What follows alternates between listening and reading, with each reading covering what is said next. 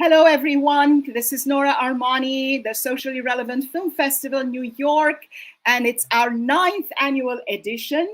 This is one more of our Meet the Filmmakers sessions. Today, March 1st already. Wow, time is flying.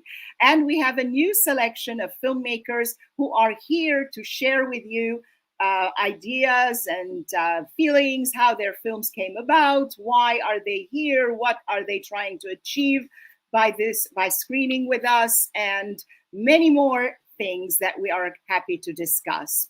Let me just quickly tell you that the Socially Relevant Film Festival was founded about 9 years ago. I came up with the idea in 2013 because I was getting tired of seeing too much violence around. And when I talk about violence, I'm not necessarily talking about violent films. There are a lot of violent films who strive on gratuitous violence and they think that will sell as a selling point. But I'm also talking about violent forms of filmmaking, namely abrupt cuts, loud music, explosions, special effects that are there just for the wow factor and do not necessarily contribute to the progress of the story. The Socially Relevant Film Festival exclusively dedicates itself to social issues and shines the spotlight on filmmakers who have taken it upon themselves to tell human interest stories and steer away from all these commercial so-called requirements, and instead take us into their intimacy and share stories, whether they are narrative, documentary. We have also been doing a script writing competition for a few years now, and in that we take feature-length, unproduced as of yet, film scripts, and we select finalists from the lot. And then these finalists are given an occasion to have a reading, with a table read with actors, so that the script writers have an idea of how their words sound in the mouths of actors. So it's quite a program.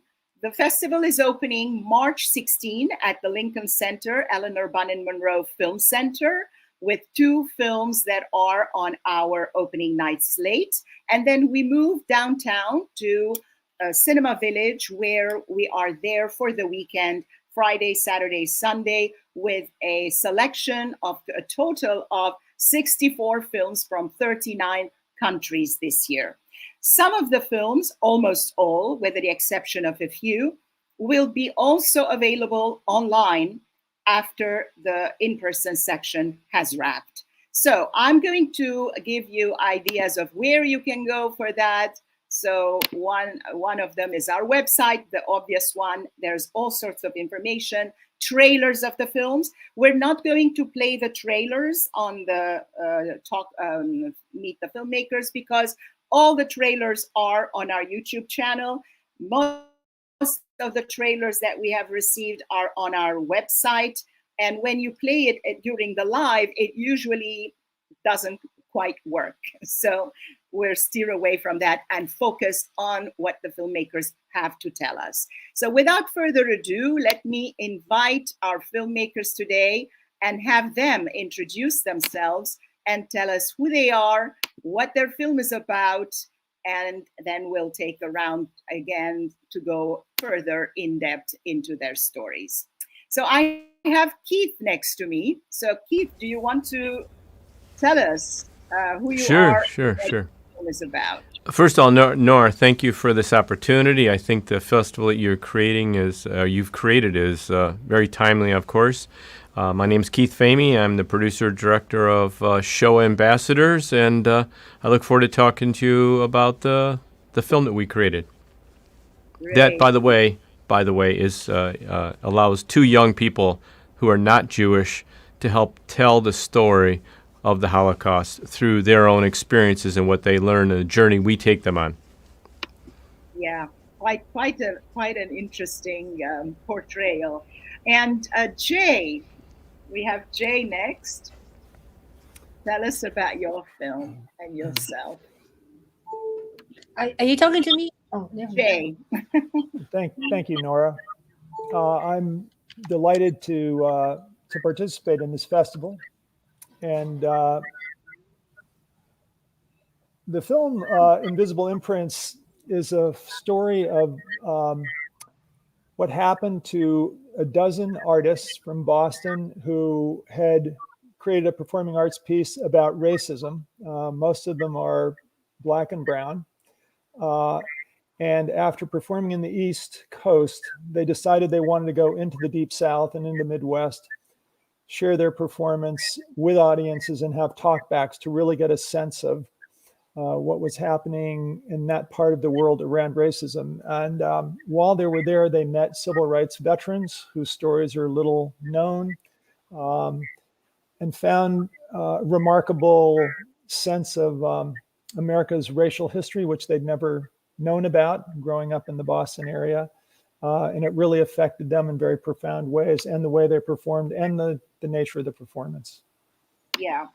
It's quite interesting because there is a parallel between Keith's film and Jay's film, because they're both touch upon the performers and the performer and the storyteller, who is not only the filmmaker being the storyteller, but also the character in the piece is a storyteller. So next we come to Ching. So Ching, what is your film and who are you? Let us have an idea about that. You're mute, Ching. Oh. Okay, there you go. Better. Hi, Nora. Hi, everybody. Nice to. Huh? I am. Yeah, you're fine. You're good. Can you hear me? Yes, we can. Okay, so I'm trying to use my head. Okay.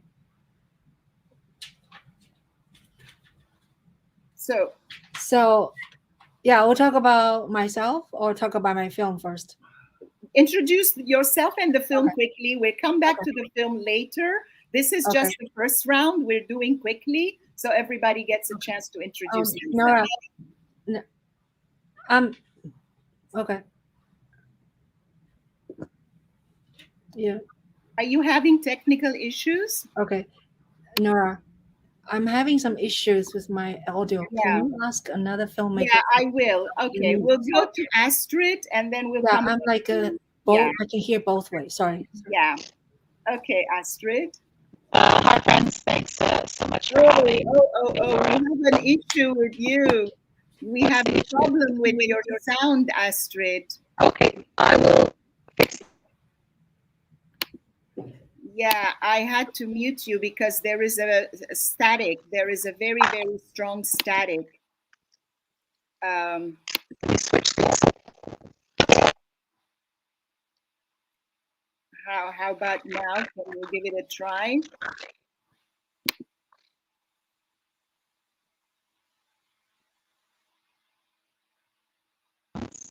Yeah. How is that? No, we're having terrible static with you.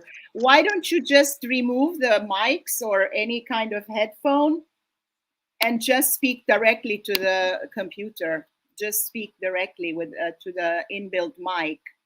It's obviously that the headphones are creating. How's that? Yeah, that's better. Yeah. Mm-hmm. Yeah. No, they were fine, and then sometimes they can be. Yeah, that's why I don't like wearing earphones, because it interferes. They worked for every press thing I've been on, so I don't know why they're being painful today. Sorry about that. Yeah. Mm-hmm. Hi, friends. Thank you, Nora, so much for having me, for having our film. My name is Astrid Van Wieren, and I'm the lead actor in The River You Step In, a co-producer. I also assisted in a lot of writing of the dialogue, and just, as any indie film, it really takes a village to make it. So I did a lot of different things on it. Our film, at the center, there's this social worker, Stevie, who's a maverick social worker who doesn't trust sort of the justice system anymore because of her experiences. And we meet her and her clients. And it deals with issues of domestic abuse, addiction, and also delves into racial prejudice. Yeah, that's really great. I mean, at this stage, we are only, as you notice, doing the log line of the film, the sentence that makes people want to go and see it. And then later, we're going to go and delve deeper into it without giving it away. Of course, we don't want to do, divulge everything so that people will, yeah. So Ching, how is your sound doing? Are you okay? Can you come back to us? Yeah, I think it's better. I was trying to Yeah. use the headphone and Yeah, well, you see, the same problem was created with Astrid. I think it might be the same type of headphone, maybe. Yeah, tell us. okay. Introduce yourself. What about I the am film? I'm Ching Juhl, a Shanghai-born New Yorker, New York City based. My film is about a movement which I follow, a political campaign movement. I follow for a year with my skinny tripod and my iPhone 11, and then I shot the whole thing. And now the film is 90 minutes long. It's a documentary, Yeah. and yeah, so that's my film. Great, great. This is a great collection. And sometimes we've had more people than this, like 6 people or 7 people in the show. And it becomes a little crowded. But unfortunately, we have no choice because I want to make sure that we get a chance to talk to all the filmmakers before the festival opens next week. I mean, no, not next week. Oh, don't scare me. In 2 weeks' time. Oof. It's rushed as is. So if you suddenly somebody takes away one of my weeks, I jump off of a window. Anyway, so that's not going to happen. So my first question to all the panelists or here or the filmmakers who are with us is, how did the idea of this film come about and what triggered it? How did you find yourself starting to tell this fascinating story? Yeah, so again, let's go in the round. And Keith, can you tell us about that? Yeah, I mean, the journey on this film really started over 3 years ago. I've done several documentaries that have featured Holocaust survivors. I've been to Auschwitz. I've been to some other concentration camps. I'm not Jewish, but I have a deep appreciation and respect for the World War II generation and, of course, the Holocaust survivors. And I decided that we were going to embark on doing a film just about the Holocaust. And I went and listened to a Holocaust presentation, survivor presentation, and she was talking to a large group of high school students. And it was a very powerful messaging and story, and I thought that the delivery was great. I mean, as they usually are. We were at a Holocaust museum here in Detroit. But I just didn't think the kids got it. I just didn't think, it's not that they didn't care. I just think that the generation gap was just too significant. 17, 18-year-old and an 80, 90-year-old, it was just too vast. And it's almost like there's 2 different languages speaking in a lot of ways. So I thought, there's got to be a better way to tell the story that can engage and teach the younger generation that are non-Jewish.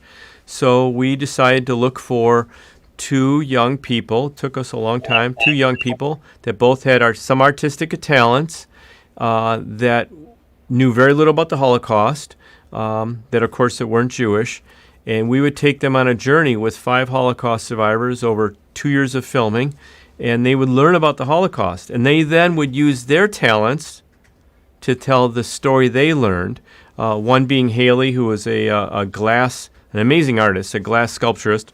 She recreated out of glass a duplicate train car that was used to transport prisoners into Auschwitz. And we actually filmed her unveiling of this train car after we followed her through the entire process of the film in front of a train car from Auschwitz. So it was really powerful. Curtis Bates is a young singer-songwriter from Detroit, rapper, who wrote 3 really impressive songs about the Holocaust, rap songs, that he, of course, performs in the film. And, in the early stages of it, people thought, this rap and it just doesn't go. But his ability to transcend one of the most horrific times in history and help the younger generation digest it through his words and his lyrics is nothing short of astonishing. And the final song in the film was inspired by an artist, one of our Holocaust survivors, who actually painted this. They painted this. Yeah. And we were at his house filming, and Curtis was with him, and he had this moment of inspiration that could be a song. And that was the final scene in the film, so we were pretty much done. Curtis was lifting the painting off the easel and holding it up to this film, and that was going to be the close of it. And then Renee, the Holocaust survivor, and Curtis started talking, and Curtis got inspired to write a song. So he wrote a song called Never Again that really closes the film, and we brought in the Detroit Children's Choir from Detroit. And the song, it's a music video, of course, that features 9 Holocaust survivors, is not only about the Holocaust, but about oppression worldwide. And it speaks to the bigger volumes. Of course, what's happening, we're seeing it happening in Ukraine right now. It really resonates with that. So Shoah Ambassadors is, I think it's a film that any young people see, gain a new, deeper understanding of the Holocaust, or even learn about it for the first time. And refreshing to us as many older individuals who have seen the film, learn things they never knew about the Holocaust. So, we're real proud of it. Of bringing it, because, like you say, the generation gap is too big, and if a very elderly person is talking to a youngster. A few years ago, we did a project like that with the festival. We recruited young videographers, like teenagers, and we paired them off with elderly populations. Some of them were Holocaust survivors. Some of them were of that generation, but not necessarily Jewish or Holocaust survivors. And they interviewed the older people, and they made a 10-minute film out of that, which we screened at the festival. So the generation gap does exist. And there is, obviously, if an older person comes and tells of their experiences, the young, as much as they might be interested to hear those stories, might not necessarily absorb them the same way as if somebody from their generation is the ambassador, as you chose it to be. So that's a very, very interesting solution. And we'll come and talk more about it in depth. By the way, I think you said the survivor, Renee, is going to be at the Q&A. Renee Lickman, who painted the Never Again, will be at the showing, as will Haley, one of our survivors. She's also coming in. She's the one that made the glass train car, so she'll be there as well. And of course, I'll be there. Really March 20th. March 20th, yeah. So Jay, how about you? How did the idea of your film come about, and where did it start? So I've had a long and I would say intense interest in combating racism and what really racism how it's manifested. Due to a lot of work I've done in social services and in social justice, I particularly noticed that when I go to workshops that involved confronting racism, that it would often take 2 or 3 days for white people and Black people to get vulnerable enough and safe enough to be able to really talk. And at the same time, I've always had this abiding interest in the power of the arts to get to people quickly and open them up and allow for understanding and deeper conversations more quickly. And I co-founded a collective of artists who were very interested in social justice issues, and diverse group of artists. And among them were a group of performers, several poets, 9 dancers, some hip hop, some modern.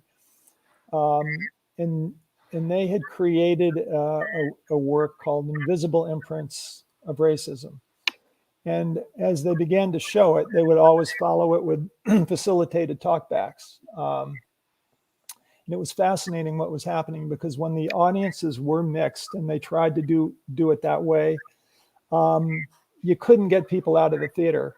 I mean, these conversations after the performance, where people, I think, were so ready to talk and so able to talk based on the experiences they'd had watching the performance, that they would go on for, an hour, hour and a half. And a lot of really deep things were being talked about. A lot of truth and perspective taking was happening. So I began to follow this group as they performed up and down the Eastern Seaboard. And then the idea came that they would like to go into the Deep South to see what would happen when they started talking to audiences in the Deep South, and then work their way up the Black Migration Trail that was taking place a century ago from Mississippi to Chicago. And I think for them, it was really the idea of, let's take the temperature of America on this and see what we can learn. And it was scary because most of them had grown up in the New England area.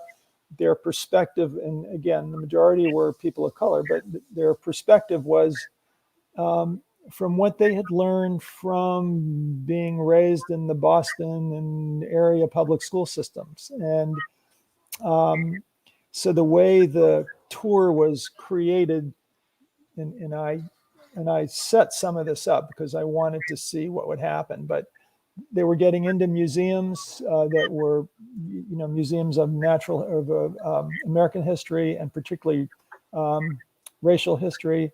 They were meeting with these civil rights veterans whose experiences were not so well known, but locally, but not nationally. Their stories weren't really told. So, for example, when they got to Jackson, Mississippi, they met with the youngest freedom rider who had ever been arrested. And he ended up getting arrested 120 times. And the first time he got arrested, his girlfriend had been shot. His best friend was killed. And we met in the very cemetery where he had been arrested, in that summer of 62. And it was very, very compelling. But the interesting thing that happened as they went through this adventure was that they realized there was a great deal of America's race history that they didn't know. And in some ways that meant they didn't, especially the people of color, didn't know their own sort of history in America. And it had a very profound effect. And so as the film progresses, this sort of coming to grips with their ancestry and who they were, as a community, as a people, and not to mention why I think their understanding of who they were started to shift, and it started to change their confidence in the way they performed, and really the feedback and the interactions with the audience became, I think, deeper and more powerful. So it's really that story of very, very looking at all this through the eyes of these very brave 12 individuals who were crossing America. Yeah, absolutely interesting. And I can't help but again point to the parallels between the two films. We have 3 documentaries on this session and 1 narrative feature.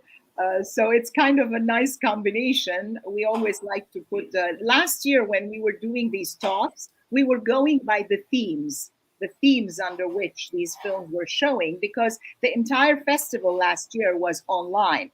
But this year, some films are screening in person, some films are screening online, some are arranged thematically. So it's also important for us to see who is available when, and that's how we are grouping together the talks. And sometimes by accident, without me planning it ahead of time, you see that there are so many parallels or common threads that go between the films that are here together. And yours is also like a road movie type of thing, because you traveled, and the same thing can be said for Ching's film. You want to tell us something about that, Ching? How did your idea come about? Where did you go? You followed this trail in amazing places in the middle of winter, under the snow, under the rain and sleet. And you tell us. Thank you, Nora. My story is kind of a little bit unusual. I think I didn't even know I was making a feature documentary. I was asked at the beginning to go filming events. Can someone's mic mute, because I hear a lot of noise?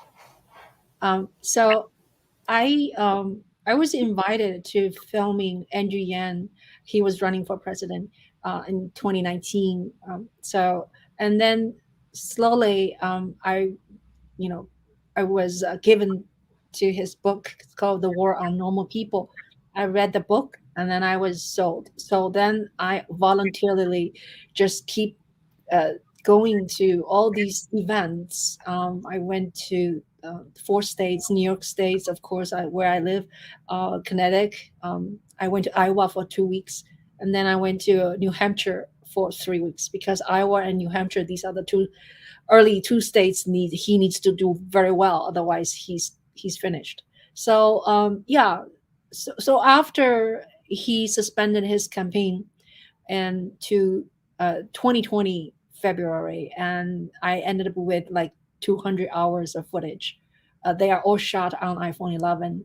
So I started to organize them because I have nowhere to go, nobody to shoot, because COVID lockdown started in March. So that is kind of like a silver lining of the tragedy, that I made a 90-minute documentary. So basically, I was very moved by the people who supported Andrew Yang, and how they dedicated their time and their talent. And, it's all volunteer. I was volunteer too. So. Yeah, that is fascinating, because like you say, you love to cover events. That's your passion. And you went out there to cover this event, or maybe to film a few bits and pieces that for yourself. And then before you know it, you met such interesting people that suddenly the theme got imposed on you. And a lot of times with this conversation has come up with other talks as well, that we kept saying that a theme comes out and grabs you and says, come and talk about me. I want to exist. So it's as though the theme or the material of the film is imposing itself on you and wanting you to tell that story that way. I can see that in Keith's film, I can see that in Jay's film, and also in Ching, that you guys went out to tell a story a certain way, or you wanted to talk about one thing, and then before you know it, it's taken a life of its own, and it's taking you by surprise, which is the story of documentaries, of successful documentaries. You don't sit down like a narrative and write out a script and say, okay, my documentary is about this. You want to go out and find out what your documentary is about. And contrary, this brings us to the other genre, which we have here with us, that is the scripted film. And that is The River You Walk In. So you step in, you walk in. I'm like Jesus, you float in. The river you step in. So we have Astrid, who was at the genesis of the project, from what I understand, co-wrote the script and produced and is starring in it. So there you go. This one is a little bit of a many hats. I think all of you were wearing many hats. You probably were holding the light on one hand, the camera with the other, and interviewing with your mouth. And so I can see all of the films that come to the Socially Relevant Film Festival are films that are made on a shoestring budget, sometimes with no budget. And, people become creative. If you have a burning story to tell, you find the way to tell it. So, Astrid, tell us about your story. I think that's very true. You do find a way to tell the story. And I think the way, when you do a documentary and you get all this footage and suddenly the themes reveal themselves, sometimes with a narrative film, it's kind of like the characters are pushing you to tell stories. You don't always determine ahead of time what the themes will sort of be. But the genesis of our project came from actually a theater play that John Michelson, our writer and director, directed myself and a wonderful actress named Claire Burns in a two-hander. And so there was this burning desire to work together again. And we tried to figure out what kind of story would lend itself to the two of us working together again, and then bringing in some of our other brilliant friends. And so the idea of this unconventional maverick social worker started to brew with John. And then he spent 2 years actually doing some research with some social workers and family lawyers. And we thought about domestic abuse, and we wanted to explore that because sometimes it's done in such a soap opera kind of way. We really wanted to delve in deeply to kind of understand some of the issues that come up with that. There's addiction issues, like I said earlier, and also racial injustice with an Indigenous element of the Indigenous people of Canada, and how they're often treated in the justice system. And it is sort of a backstory of Stevie, my character, losing a client while this person is in custody. And that's what motivates her to go against the system, to kind of just bring people into her home, which was also a bit of an inspiration for the story, because the neighborhood that my creative partner and I were both in was Leslieville. And so that kind of became a character in the story. And then also it was written a bit for the house that we lived in. And so it kind of evolved, kind of almost like a John Cassavetes, Mike Lee kind of situation. Yeah. Well, necessity creates. That's another thing. You become more creative. I did a short film myself a bunch of years ago, and that coincided with a period when we were moving house. We had the old apartments. There was a whole month, where I had access to both apartments, and we were moving into my current apartment. And I also had been very impressed by the person from whom we had bought the place. And she was a German woman who was going back to Germany after 40 years of living in New York in the same apartment. And I had not met her before the closing and all that, but had heard about her from the real estate agent, who kept saying it's very hard for her to leave. She's going back. She's this and that. But then every time we visited the place, there were things, reminders of her, certificates, picture with friends, and this and that. So the whole story evolved in my mind. And then I remember the day of the closing, she had asked if she could stay a few days longer because her plane ticket was at a certain day, which was after the closing. And we said, fine, there's no problem. But I wanted to come in and start getting on with the construction work, like the painting and all that. So I come in, I call her to make the arrangement, and she says, it's so strange. I've been cleaning this place, making it ready for you without knowing who you are. And that sentence, I felt, oh my God, this is a sentence out of a movie. And immediately I hung up and started writing. I completely wrote the thing in like 10 minutes, the time it takes you to type 12 pages of script dialogue. And I shot it because I had access to the two places. So a lot of times, the necessity of the conditions, it's like life gives you lemons, make lemonade. So it gives you the Shoah ambassadors, go ahead, talk about them. It gives you the invisible imprints and those performers. It gives you Andrew Yang's campaign, go ahead, make a movie. It gives you a play which you find yourself as a great actor, a character, a person, make a movie. And also Ching is an excellent example of that. You don't need to have extremely expensive equipment. Yeah. She does workshops about showing us how to use the iPhone. Which number is it now? I keep losing track. 12? Now is iPhone 13. 13, oh my God. She has the iPhone 13, and No, I only used the iPhone 11 to shoot the to film shoot this film. because at that time there's no 13. 13 just came out like this year, I think. I mean, no, last year. Yeah. So I mean, to see that you don't need a lot of stuff. You just need a good story. That's the basis of it. This said, I have a few people here who are saying hello. Tom Helberg is saying hello. He has a question for Keith, and I'm going to come back to that. Michael is saying, hearing each of you explain the inspiration for your work makes watching your films so much more meaningful. Thank you all for giving your time today. And it's true. It's true. We should remind our audience that we are having early bird tickets, which are only $7. That's an elaborate latte for you. So don't drink your latte today. Go buy a $7 early bird ticket, which has just been extended until the end of this weekend. Fantastic.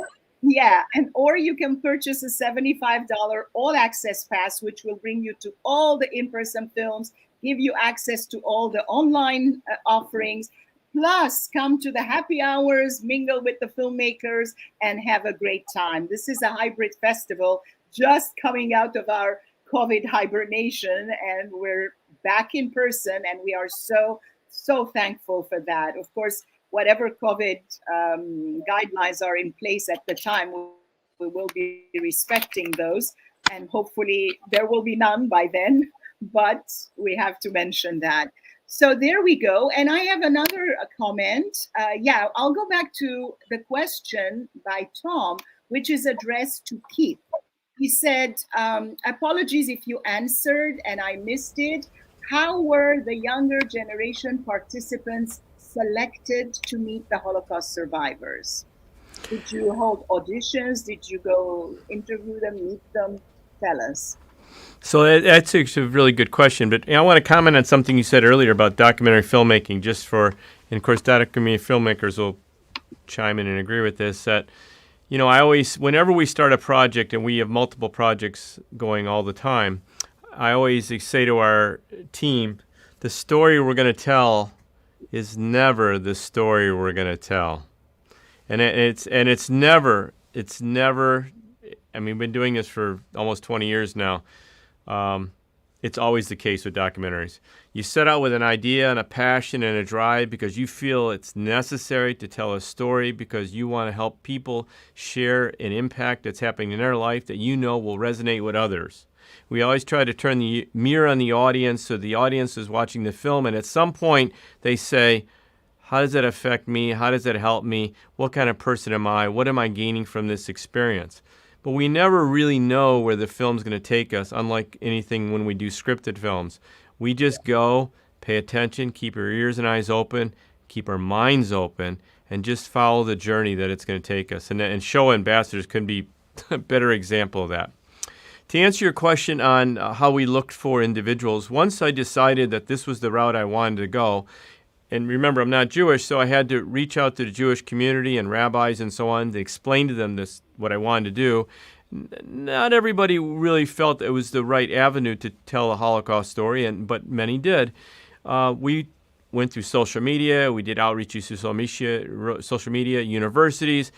I mean, we reached and talked to just about anybody. I didn't care how I got to the young people I wanted to get to. I just wanted a vast array of individuals that I could talk to see if the synergy was there. There are certain things that had to work for me. A, they had to be not Jewish. Second of all, they had to have a limited knowledge of the Holocaust.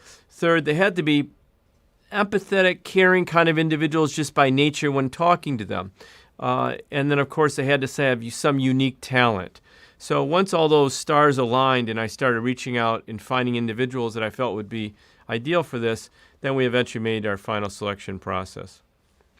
Interesting. It's almost like you were auditioning actors.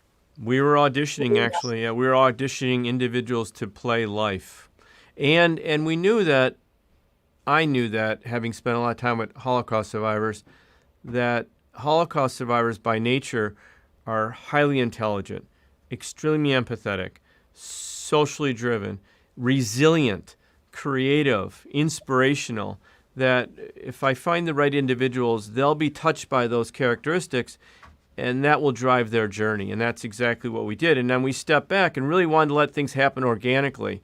So while normally I would do interviews with individuals we film with, I wanted them to do the interviews. I wanted them to ask the questions. I wanted to really unfold through their own personal journey they go on. And what was fascinating was Haley and Curtis, we met, 2 years before the project finished, 2.5 years before we watched them grow. We watch them grow as human beings, as young adults, but we watch them grow as a more worldly view on society in general. So, it was touching that all happened that way. Story because you see the film is not before it's even out. It's already having an impact on the lives of the people who are part of it. And then it comes out, and that's why we do the socially relevant film festivals, because we believe in the power of cinema, of this type of film, in producing social change. And Tom is just saying thank you for the answer. And we also have other remarks, other comments. Marie de Marchelier is saying awesome, and she has given us a heart. So that's wonderful. Thank you all very much for watching. And it's very, very interesting how we believe the Socially Relevant Film Festival believes in the power of cinema, in the power of storytelling, in the power of socially relevant films, this type of films, and how they can make an impact and produce positive social change in society. And if I can just close with this one comment, because I know individuals are probably saying, well, what is he holding in his hand? Because I'm not sure I may not get a chance to really talk about it in depth.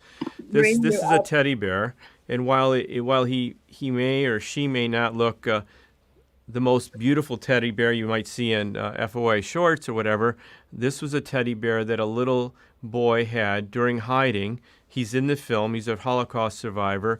And it's a story, and it became one of the most impactful stories in the film of how this little teddy bear was the only friend of Fred Lessing as a Holocaust survivor who was moved from family to family, that he didn't know anybody, and his only companion was this bear.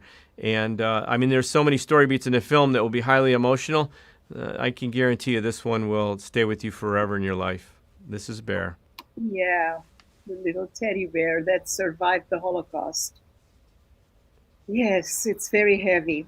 So now that we've gone through the comments, my next question to any one of you who wants to jump in and say something, at this point, whoever wants to say something can jump in, is what do you expect by screening at the Socially Relevant Film Festival, or how did you come about to find out about it, or anything like that? Anything you want to say about your film being in this selection? I could speak to that briefly. I really appreciated the mandate of the Socially Relevant Film Festival, how you set it up, Nora, and how it really is about not being sort of a commercial explosions and driven by celebrities and things like that, and also the documentary element, even though ours is a narrative feature. I really was excited about being part of that programming, and also knowing that you can tell stories about issues in a narrative feature, and it doesn't have to feel issue driven because it's character driven, but it highlights our humanity and how radical kindness is a way of being, and empathy, burnout, and all the kind of things that affect us now with the pandemic and everything that's happening in the world are also sort of reflected in our film. And I think it's interesting how you can have a dialogue with a film, because the world is constantly changing. The film may not change, but the viewer engaging with the film makes the film have a different relevance. And that's very exciting to me, to be part of this festival in that respect. Yeah, thank you very much. That's a very important point that you are bringing, because if a film is really well made, that's one of the elements that drive our selection process. We do, of course, look at social issues, but if a film is talking about a particular very important social issue, but it's not properly made, or the production values are poor and it doesn't look good, and amateurish or whatever, then it's not going to make the cut. So that's a very important element. The two most important are the production values and the social message, not message, but the issue that it is talking about. Because if a film is well made and it is talking honestly and with full engagement about a particular issue, even if that social issue might not necessarily be current at later times, or it may have lived its life, the film will still be remain still actuality. It will still represent a value even years later. And like you say, the viewers of the new period, of the new generation, will find another point of view in it. They will see what they want to see in it. That is what makes a film very strong. And the classics that come to us from generations past and that we still sit down and watch them, as opposed to the others that we go, I'm not sure. Those are the ones that were true to what they were trying to say at the time they were saying it. And therefore, it transcends the times and the periods. Yeah, thank you. I think the stories, all of the stories here will do something like that. Even like Ching's, for example, it's talking about a particular period in history, about a presidential campaign. We might say, oh, so many years later, who cares about the 2020 Andrew Yang campaign? But no, it suddenly represents a very important historic document that has captured a moment in history which will be very, very important even years later when we get back to it whenever. So who wants to comment on that question about the festival and what it brings to you? And Yeah, let me talk about festival. And I actually wanted to say something to Nora that she's been doing a remarkable job, because I saw her first episode, first season, and then now it's the 9th season. So she's been doing really wonderful job to maintain and keep the festival go on, especially for last year, the year before. It's very difficult because COVID and a lot of things go online. And I remember one year, 2017, I believe, we it was a big storm the day the festival was supposed to happen in the big cinema. And then we keep calling Nora and say, are we going to on? We're going to on. And she said, if the subway system goes on, we are on. so we all went to the theater. Even, the whole city was shutting down. All the school was closed. So that was amazing. Yeah. So yeah, thank you. Thank you for remembering that. You've been with us from the beginning. Ching is not only a friend and is a wonderful filmmaker herself, but also she's an avid supporter of the festival. She's always there documenting the festival, the events and all that. And we cannot be more grateful to that. And you reminded me, yes, it was 2017. There was this huge storm. The city closed down and I'm like, what do we do? And it was an important event. The Netherlands consul was going to come because it was a Dutch film, and they were Tony's Chocolonely was giving us a lot of chocolate to give out to the people who were coming. I'm like, what are we gonna do? And if that doesn't happen that day, it's like a domino effect. It just doesn't happen.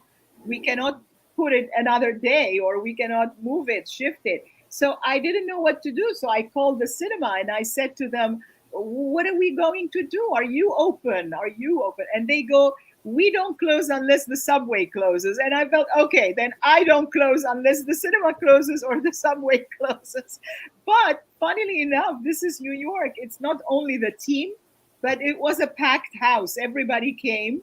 And they didn't come because of the chocolate, because they didn't know they were going to get chocolate when they came. So they braved the snow, and there was rocks and things. And of course, for Canadians, Astrid, that's nothing, What's the big deal? She's saying, well, these New Yorkers are scared. Fight a polar bear on your way, then talk to me. So, so that was one of the very interesting events. Yes, we are. Thank you for that, Ching. And I also keep repeating, and this is maybe a good moment for me to thank you all, because I keep saying that you cannot have a film festival without, guess what? Films and filmmakers, but not just any films and filmmakers, the quality films and filmmakers that we want to associate with and we want to feel proud at a socially relevant film festival to give our stamp of approval to, or be happy to present to the wider audience. That's first, and I cannot thank the filmmakers enough for trusting their babies, their little babies, to our hands to nurture them and present them to the audience. Then the second element, the most important element, is the festival team. Because this is not, everybody keeps saying Nora did a wonderful job. Yes, thank you. I took the initiative, I created the festival, but without the support of a wonderful festival team and people who work very hard, despite the fact that they have full-time jobs and do other stuff, we're all volunteers. There's no way one person can pull this together. So I thank my team, and I cannot thank them enough. Then the third and most important element, also equally important element, is the sponsors and supporters of our the partners of the festival who come along and from day one have been supportive, have been there for us, and given us their support financially or in kind, believing in what we do. And there are all the other elements, like the jury. Without a jury, you don't have awards. Without, so it's all interrelated. So thank you all very, very much. Yes, Ching. Don't forget Arad. Oh no. Yes. Well, he's part of the team. Thank you. Right. Nora, Yes. can I just make one comment? Sure. I just also want to tell you that this is my first time entering into this festival, but it's got a great reputation. You know, it's got great reputation for having heart and for being the place for filmmakers who care about social relevancy. I mean, I wouldn't really want to make a film if I didn't think it was socially relevant. So for me, it just means a lot to have a chance to be with these filmmakers, with those of you who are putting it on, but also audiences that care. And so I really do appreciate that. Thank you. Thank you very much for saying that, because sometimes when we're working so hard, we cannot see what the outside reaction is and what our reputation is out there. Like a few months in a row, we were one of the best reviewed 100 film festivals on Film Freeway. And those little stamps of approval give me the extra energy needed when I have to go to bed at 4:30 and wake up at 9:30. I go on 4 hours of sleep or whatever pretty much every day. Then I say, okay, it's all worth it. It's all worth it. And to reiterate something you brought up, we don't go around the big festivals like some film festivals do, which is fine. It's their right. That's how they operate. Picking up on films that are already making a name for themselves. Like, I don't know, some festivals go to Cannes, to Rotterdam, to whatever, Berlin, and pick up, oh, let's bring this film because it's making a lot of noise. Yeah, that's important too, but more important is the filmmakers who otherwise could easily go unnoticed. And that's why we completely focus on films that are being submitted to us through our submission platforms, in this case, Film Freeway, who I also give a shout out and a salute, because as a partner, they are wonderful, wonderful in all their services. And that's what we focus on the filmmaker that otherwise could easily go unnoticed in the big shuffle of big festivals. So hopefully our work is making a difference, which every now and then we see. Every now and then we see that a film that has been with us a few years back is getting distribution. Now, there was an article the other day in the New York Times about a feature film we showed 2 years ago in the 2020 selection, Butter, which is a narrative feature, and it's now out on the screens having distribution. I'm not going to say it's getting distribution because of us. I mean, that would be ridiculous to say. But of course, I cannot help but say, good job, well done, and feel like, I can put this feather in my cap because we noticed the film. That's basically the feather. It's not because we brought it to distribution, which we do also. We have our distribution partners who offer awards, like Indie Picks gives the Vision Award every year. They select 5 films out of the entire selection.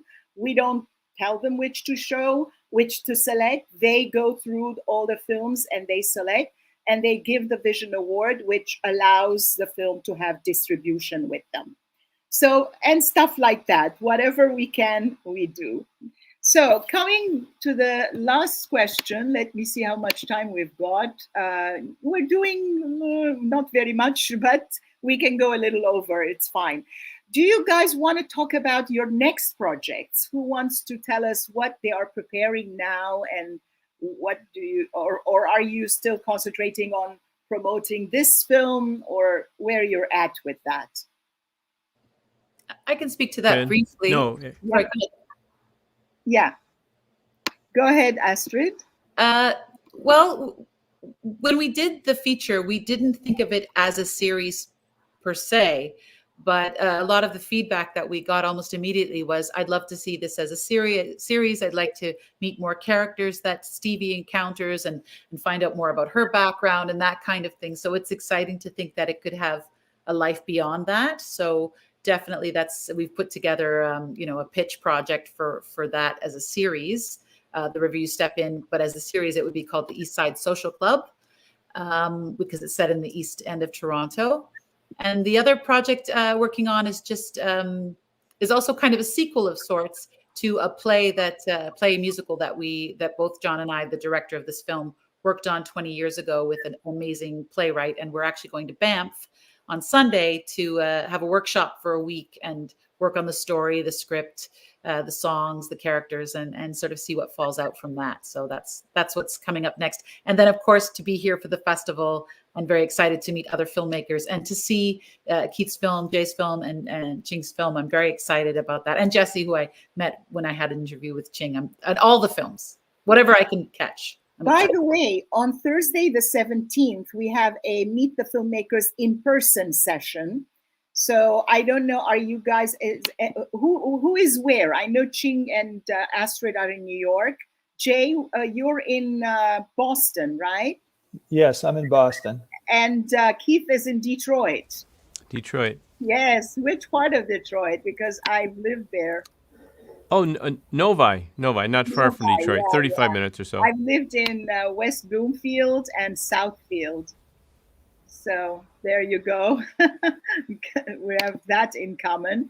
So whoever is here in person, we're going to be hosted at the Lebanese American University. And we're going to have a talk with some of the filmmakers who will be on a panel, but everybody will be also participating. To hear about their future projects and how we can each help each other out, because Socially Relevant Film Festival is now also branching out into production. Ta-da! Nice. So the cat is out of the bag. Fantastic! Congratulations. That's great. So who else wants to talk about their next project? So we have two. COVID came at a unusual time. None of us expected. We had 3 films in production, Shoah Ambassadors, which is finished and touring. But we are working on 2 other films that are now in editing. One is called Chromosomally Enhanced, What's Your Superpower? And it's a film about those that live and strive with Down syndrome. I was at a grocery store, and I was extremely moved by a young man who was bagging groceries. And I had such a feel-good experience when I left there. I thought, you know what? We should really try to tell a story about what it's like to have Down syndrome and what it's like to have a child with Down syndrome. But even more importantly than that, that because of that extra chromosome, just possibly, that is their superpower. Kind, empathetic, joyous, makes you wonderful to be around individuals. And so we spent 2 years, and that film's getting ready to go into editing now. It's a very powerful story that will it will teach society about Down syndrome. It will, I think, it will inspire people. It will break down any barriers of prejudice, anything in relation to not understanding Down syndrome. I think it'll give you a unique perspective. The other film that's in editing right now, I'm sorry. Yeah, no, go ahead. The other film that's in editing right now is called Hospice Care in America Today. And we've been filming all over the country with that. Leading the structure from the Hospice of Michigan here in Michigan. But what is the history of hospice? How does it help individuals? What does hospice care look like for pediatrics? It's a very powerful educational film that will touch you as well, but also it deals with issues that not one of us on this planet aren't going to deal with personally, or we haven't already dealt with it with loved ones already. So I think it's going to be a very good film. Speaking of the Down syndrome one, we have a beautiful film that I would urge you to come and see, Poppy. It's a New Zealand film. It's about a new girl who has Down syndrome, and she ends up being a car mechanic. Love that. I'm not going to say more because you have to come and see it. And what's interesting about this film, the girl is amazing. In fact, we have a Best Actor, Best Actress award. And the other day I was asking the jury what they think and so on. I can't influence them, but I just getting the feedback. And a few of them have pointed to her as Best Actress. So you can imagine that. I'm sure deservingly so. It's amazing. She is absolutely amazing. And the interesting anecdotal story about that is that the script of that film is the winner of the best script of our first year competition. Oh, wonderful. Linda Nicole, who is the writer-director, wrote that script. She won best prize, best script our first year. And after all these years, she went home and made the movie, and now she's brought it back for us to enjoy. It's screening on Saturday. By the way, all of these films are already on the website.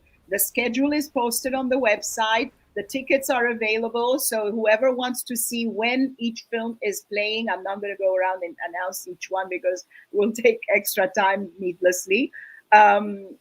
Then you can see whatever you want to see, or purchase the $75 one and just come in and walk in with your badge and make yourself at home.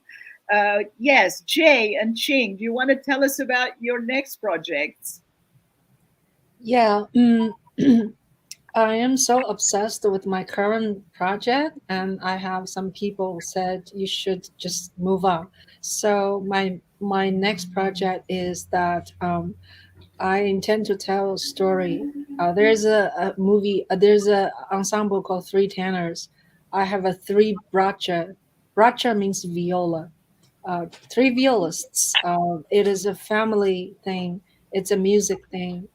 You may not know my first profession. I'm a violist. I'm a concert violist.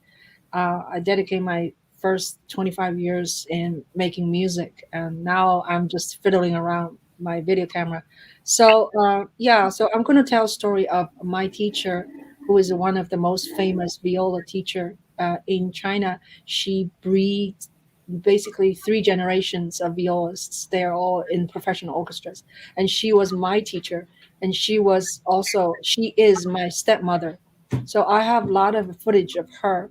Then I'll talk about a little bit about myself, and then I'm going to talk about the third person, which is my son, who is 21 years old, and he studied violin when he was 5. Now he's at the 4th year. He's about to graduate from Juilliard, a violist, and he already got his job. He's gonna be a member of the Pittsburgh Symphony. So, which I think he's the only one in Juilliard right now got a job before even he graduated. So I wanted to tell this 3-person story to just tie with music, and very different era, very different, background. And hopefully it will make interesting educational piece and also personal piece. I think it will, because there's China in there, there's the Cultural Revolution in there, there's the United States in there, there is current New York conditions, there might even be a COVID business in there. What happens where viola students cannot go to school and has to do it at home and practice and so on. I can imagine what an interesting film it could be. And Jay, we want to hear. Yeah, so I went to Kansas City, Missouri, which has the 5th highest murder rate in the country. You wouldn't think so, but a lot of it's concentrated in this one section of the city, the northeast section of the city. I got very interested in the relationship. I've been interested in the relationship between beat cops and teenagers, urban teenagers who live in the neighborhoods that they patrol.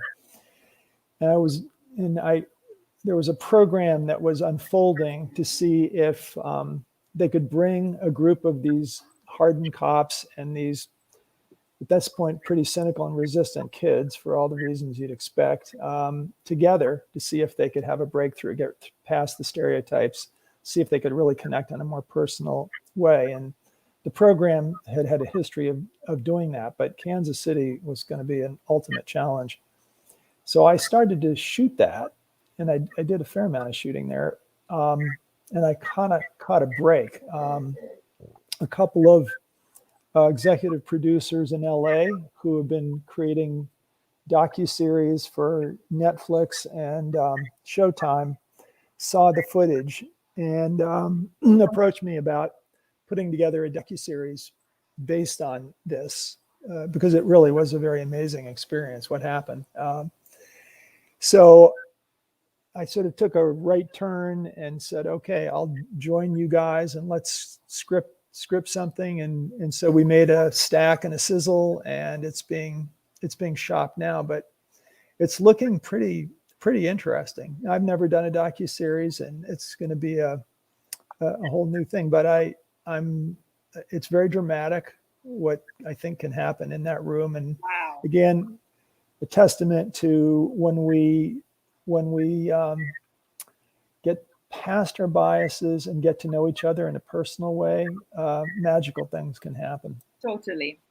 And again, I cannot thank you enough. When I hear these stories about next projects, future projects, in my mind, I'm already programming next year's festival and the one after that. And I'm saying, this is what happened the first few years when we had such an incredible selection of films. And then when it was over, I was saying to myself, oh my God, how am I going to top that? Where am I going to find another bunch of fantastic films next year? But you know what? Thank you very much to you all, because there is a factory here that produces all these incredible things, which we can be the conduit for and bring it to a larger audience.